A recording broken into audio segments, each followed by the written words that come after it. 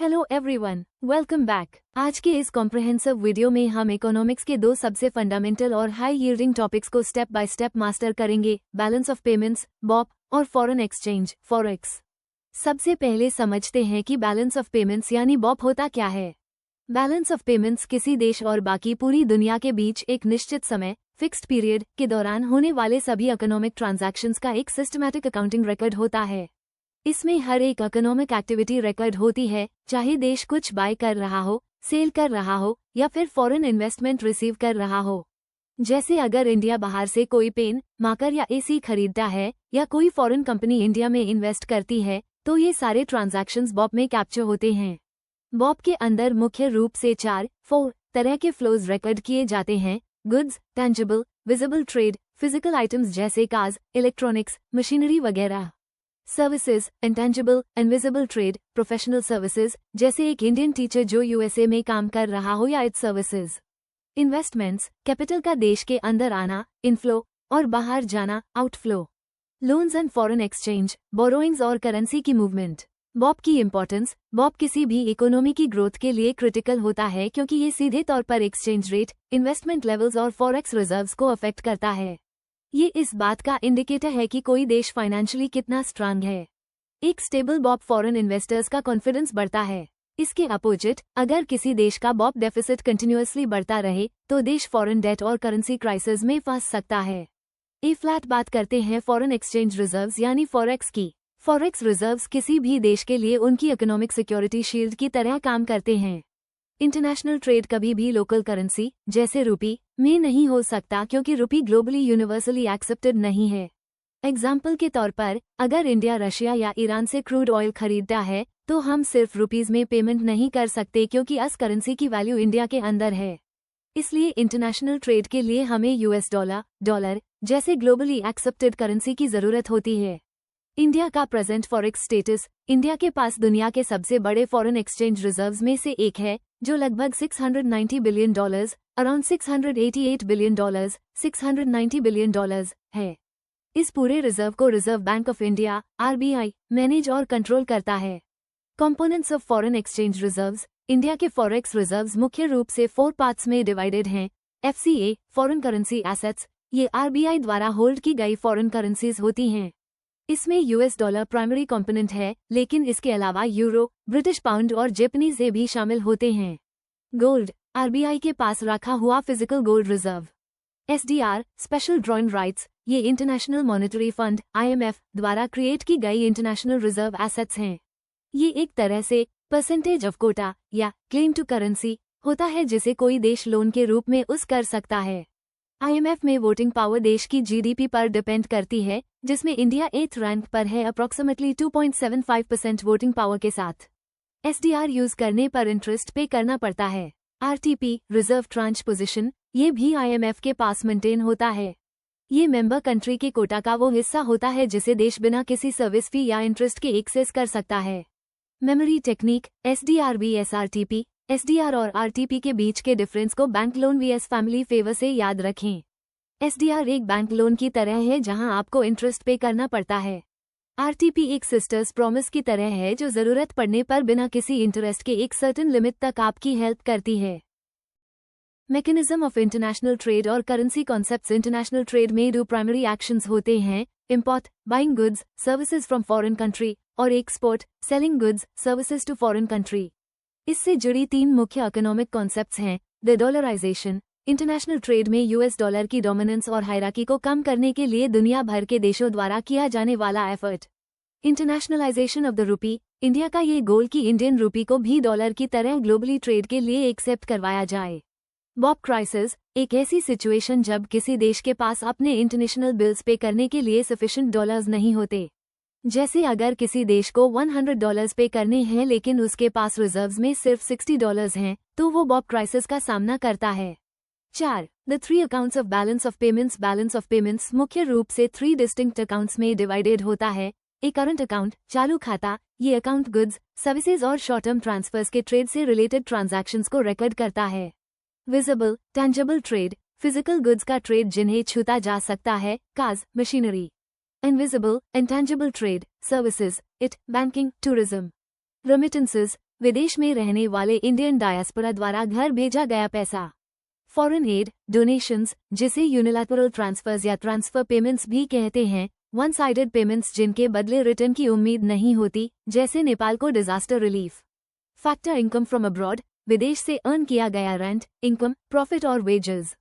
Current account पर BOP status, balanced जब exports equals imports हो, सरप्लस जब एक्सपोर्ट्स इम्पोर्ट्स हो। चाइना इसका प्राइम एग्जाम्पल है, manufacturing factory of the world. Deficit जब इम्पोर्ट्स एक्सपोर्ट्स हो, CAD current account deficit. India को जनरली कैड का सामना करना पड़ता है क्योंकि हमें हैवी अमाउंट में ऑयल, गोल्ड और मशीनरी इंपोर्ट करनी पड़ती है। इंडिया के टोटल इंपोर्ट बिल का लगभग 60-70% हिस्सा क्रूड ऑयल और एलएनजी का होता है। Regulatory note, FRBM act 2003। FRBM act 2003 के अंडर कैड को आइडियली जीडीपी के 3% पर कैप करने का टारगेट है। इसमें 0.5% का एस्केप क्लॉज होता है, यानी 3.5% या 5% तक एक्सट्रीम सिचुएशंस में, जैसे नेचुरल डिजास्टर्स या नेशनल इमरजेंसीज के वक्त। कैपिटल अकाउंट ये अकाउंट इन्वेस्टमेंट, असेट्स और लायबिलिटीज से रिलेटेड ट्रांजैक्शंस को रिकॉर्ड करता है। ये दिखाता है कि देश के अंदर कितना इन्वेस्टमेंट आ रहा है और कितना बाहर जा रहा है। इसके में कंपोनेंट्स हैं, एफडीआई, फॉरेन डायरेक्ट इन्वेस्टमेंट, ये लॉन्ग टर्म इन्वेस्टमेंट होता है। इन्वेस्टर को कंपनी के मैनेजमेंट और कंट्रोल में शेयर मिलता है। थ्रेशहोल्ड जनरली 10% से ज्यादा शेयर्स का होता है। एग्जाम्पल, सुजुकी, जापान का मारुति सुजुकी, इंडिया में इन्वेस्ट करना। ये हाईली स्टेबल होता है और टेक्नोलॉजी जोड़ जॉब्स लाता है। एफपीआई, फी, फॉरेन पोर्टफोलियो, इंस्टीट्यूशनल इन्वेस्टर, ये शॉर्ट टर्म इन्वेस्टमेंट होता है। इन्वेस्टर्स मैनेजमेंट में पार्टिसिपेट नहीं करते, उनका एम सिर्फ प्रॉफिट अर्निंग होता है। थ्रेशहोल्ड 10% से कम शेयर्स होता है, ईजी स्टॉक मार्केट में रिलायंस या टीसीएस के शेयर्स खरीदना। इसको हॉट मनी या हेलीकॉप्टर मनी भी कहते हैं क्योंकि ये मार्केट वॉलेटिलिटी के साथ बहुत जल्दी विड्रॉ हो सकता है। फॉरेन डेट, लोन्स, विदेशी सोर्सेज से लिया गया loan. Banking capital, banking system के फॉरेन एसेट्स और लायबिलिटीज। सी फाइनेंशियल अकाउंट, ये अकाउंट फॉरेन एक्सचेंज रिजर्व्स और गवर्नमेंट एसेट्स में होने वाले चेंजेस को रिकॉर्ड करता है। ये देश की टोटल इकोनॉमिक सिक्योरिटी शील्ड को ट्रैक करता है। The economic crisis of 1991 and the turning point, India की इकोनॉमिक हिस्ट्री में 1991 का साल एक सबसे बड़ा टर्निंग पॉइंट था। बैकग्राउंड, 1980 में इंडिया परसिस्टेंट प्रॉब्लम से जूझ रहा था। High government spending, high fiscal deficits, heavy dependence on imports और low export growth. The trigger, gulf war 1990-91। Gulf war के कारण ग्लोबल ऑयल प्राइसेस में सडन स्पाइक आया। इंडिया का इंपोर्ट बिल स्काईरॉकेटिंग हाइट पर पहुंच गया और फॉरेक्स रिजर्व्स तेजी से गिरने लगे। सिचुएशन इतनी डायर हो गई कि इंडिया के पास इंपोर्ट्स कवर करने के लिए सिर्फ 2 से 3 वीक्स का फॉरेन एक्सचेंज बचा था। Emergency steps taken in 1991। Gold pledge, India ने बैंक ऑफ इंग्लैंड और दूसरे इंस्टीट्यूशंस के पास लगभग 67 टन गोल्ड प्लेज गिरवी रखा ताकि फॉरेन करेंसी मिल सके। बेल आउट लोन्स, आईएमएफ और वर्ल्ड बैंक से इमरजेंसी लोन्स लिए गए। करेंसी डिवैल्यूएशन, इंडियन रूपी को 2 स्टेजेस में 8-20% डिवैल्यू किया गया ताकि एक्सपोर्ट्स सस्ते हों और इम्पोर्ट्स महंगे। LPG reforms, 1991। Prime minister PV Narasimha Rao और finance minister doctor Manmohan Singh के under historic LPG reforms implement किए गए। लिबरलाइजेशन, उदारीकरण, लाइसेंस राज को खत्म किया गया और इंडस्ट्रीज सेट अप करने के ब्यूरोक्रेटिक प्रोसीजर्स को आसान बनाया गया। प्राइवेटाइजेशन, निजीकरण, गवर्नमेंट रिजर्व सेक्टर्स में प्राइवेट प्लेयर्स को एलो किया गया, जैसे एयर इंडिया में गवर्नमेंट स्टेक्स सेल करना।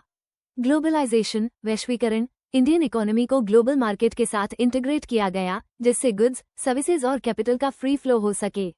इम्पैक्ट ऑफ रिफॉर्म्स के बाद एफडीआई और फी तेजी से बढ़े, फॉरेक्स रिजर्व स्ट्रेंथन हुए और इंडिया सर्विस सेक्टर में ग्लोबल लीडर बना। इसके साथ एक ब्रेन ड्रेन फेनोमेनन भी देखा गया जहां highly educated Indians high packages 3-5 CR के लिए यूएस, गूगल, माइक्रोसॉफ्ट मूव करने लगे क्योंकि डोमेस्टिक मार्केट अन वेजेस को मैच नहीं कर पा रहा था। 6. Foreign exchange management laws, forex को रेगुलेट करने के लिए इंडिया में टाइम टू टाइम लॉज बनाए गए। फेरा, foreign exchange regulation act 1973 severe forex shortage के टाइम बना एक हार्श लॉ था जिसमें वायलेशंस को क्रिमिनल ऑफेंस माना जाता है और अरेस्ट की पनिशमेंट थी। FEMA, foreign exchange management act 1999-2000 liberalized economy के हिसाब से फेरा को रिप्लेस करके फीमा लाया गया। इसका ऑब्जेक्टिव ट्रेड को फैसिलिटेट करना है। वायलेशंस अब सिविल ऑफेंसेस हैं जिसमें फाइन्स लगते हैं, ऑटोमेटिक क्रिमिनल प्रोसिक्यूशन नहीं। PMLA prevention of money laundering act 2002 ये स्पेसिफिकली इलीगल मनी मूवमेंट और लॉन्ड्रिंग से डील करता है। 7. Currency valuation and exchange rate systems. Currency valuation foreign currencies मुख्य रूप से US डॉलर के कंपैरिजन में किसी देश की करेंसी की वैल्यू का बढ़ना या घटना। एग्जाम्पल, अगर $1 इक्वल्स 70 रुपीज से बढ़कर $1 इक्वल्स 85 रुपीज हो जाए तो मतलब रुपी वीकन कमजोर हुआ है। की concepts, depreciation market driven, market में डिमांड और सप्लाई फोर्सेस की वजह से करेंसी की वैल्यू का ऑटोमेटिकली गिरना, इसमें गवर्नमेंट इंटरवीन नहीं करती। Devaluation government driven, fixed exchange rate system में गवर्नमेंट या सेंट्रल बैंक द्वारा जानबूझकर करेंसी की वैल्यू को कम करना। Appreciation market driven, market forces की वजह से करेंसी की वैल्यू का बढ़ना। रिवैल्यूएशन गवर्नमेंट ड्रिवन, गवर्नमेंट द्वारा जानबूझकर करेंसी की वैल्यू को बढ़ाना। Exchange rate systems fixed system, government खुद रेट सेट करती है, e.g. $1 equals 80 rupees. Demand supply का कोई रोल नहीं होता। Floating system, complete market forces demand supply rate decide करती हैं, गवर्नमेंट का कोई रोल नहीं होता। Manage system, market forces rate decide करती हैं, लेकिन जरूरत पड़ने पर स्टेबलाइजेशन के लिए गवर्नमेंट RBI इंटरवीन करता है। इंटरनेशनल मॉनेटरी फंड IMF और SDR details established the 27th of December 1945. Headquarters Washington DC, USA. Membership around 190 countries. India is a founding member. Managing Director Kristalina Georgieva, Bulgaria. Voting power ranking 1 stone USA, 2nd Japan, 3rd China. 8th India, tilde 2.75% voting power.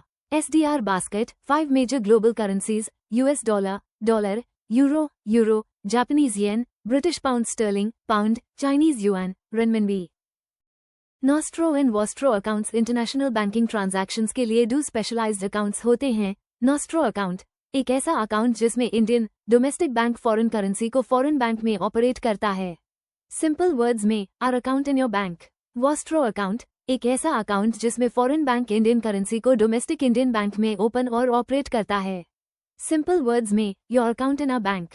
तो दोस्तों, ये था balance of payments, forex reserves और international trade का पूरा in depth concept. आशा है आपको सारे पॉइंट्स क्लैरिटी के साथ समझ आ गए होंगे। वीडियो को लाइक, शेयर और सब्सक्राइब जरूर करें। Thank you.